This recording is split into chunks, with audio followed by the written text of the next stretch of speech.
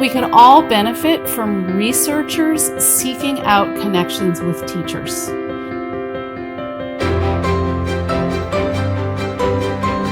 Margaret Goldberg, who helped write your fabulous discussion guide around Sold a Story, she wrote a powerful blog in 2019 called Teachers Won't Embrace Research Until It Embraces Them.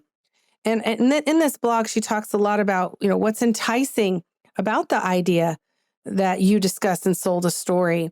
And I want to think about, what's the breakdown we see between data and research and the classroom? Is there something we can learn from the past on how to embrace teachers and to make them feel more empowered and more part of the process? And what was so powerful in the balanced literacy movement? How can we rally that around the science of reading?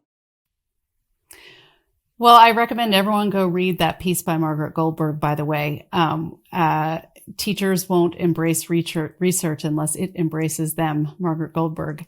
And I think she makes it's a very short piece, and she makes a couple of very important points that need to be responded to. And one of them, as I recall in that blog post, is she just basically asked the question, okay, so I'm starting to know about all this research, but how do you do that with 25 wiggly 5-year-olds? And, that is a really important question. How do you do this with 25 little kids? And another point that Margaret makes in that piece, which I think is really important, is that we could all benefit from researchers seeking out connections with teachers. I think that some of us has to be put back onto researchers who really should be doing some of this work, because I think that if researchers can understand teachers and teaching more, it can, as Margaret makes this point in the piece, that will benefit the research and vice versa. So I think that this translation from research into practice sometimes lands on, and it needs to be, on the teachers and the schools to do that translation. But I think there's really a role for researchers here. And I know Tiffany, I know many researchers are involved in this, and Tiffany is one of them who do have a lot of experience going into classrooms and seeing how this works. But I think that's just an important piece of the puzzle. I think researchers have a lot to benefit by being proactive and reaching out to teachers. And I know I've connected some researchers and teachers over the past few years around some of these questions and have heard back that it was just incredibly beneficial on both sides for the teachers to talk to the researchers and vice versa. I completely agree with you. And I think it really gets to the heart of this research to practice partnerships that really need to happen. But it's on the researchers to do that and to make those connections. There's a movement just in general around research and working with the stakeholders that we're committed to. Like, for instance, the phrase that's often used in autism, but is used in different disabilities: no research about me without me. And that's not without me in your research, but without my voice being heard. And I think that, really thinking through, as researchers, sometimes it's easy because we do have a platform to try to speak for educators as opposed to speaking with educators. And I know that some, powerful work's been done where researchers, for instance, go in and take a year and become a teacher, or if you have that luxury and that privilege, or to really just create trusting working relationships, really understanding kind of the barriers on both ends, what researchers can do and what teachers can do. And I see that as being what can really leapfrog the field forward. And I think it goes to some of the ivory tower that researchers, oh, you're in the ivory tower, you don't know what's happening in the classroom. And some of that is really true.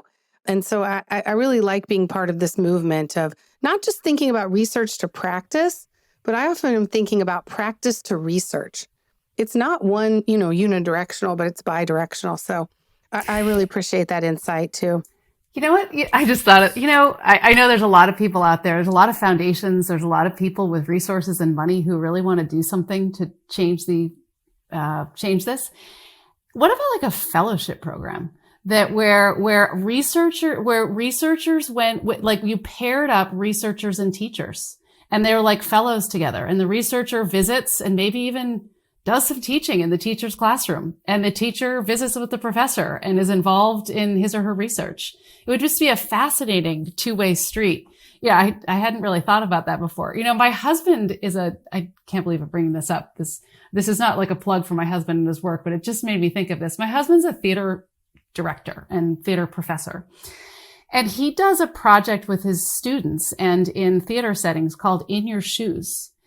And what it is if he listens to this, he'll say I butchered the way I described it. So sorry. But anyway, the basic idea is that you get together, you're paired up with someone who has some sort of across difference in some way. It can be done in various ways. In fact, so he teaches at Georgetown University, and they did this amazing one where it was Georgetown students and then students at Patrick Henry College, which is a conservative Christian college in Virginia. And they came together, and what you do is you interview each other, you transcribe the interviews, and then each person picks a chunk of the interview that they did with the other person, and they perform it.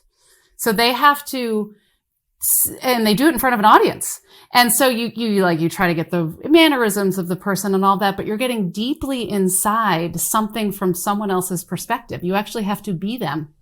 So what if like a researcher had to sort of be a teacher and a teacher had to be a researcher? It'd be fascinating. Anyway. I think there's some of that, that's a great idea. And there are some initiatives starting like that and have been emerging. There's something called the RISE Institute where you pair up with, it's a researcher pairing up with a practitioner and really trying to learn implementation science together and do the work together. I actually have a implementation science conference where we do similar partnerships and we're really bringing everyone to the table.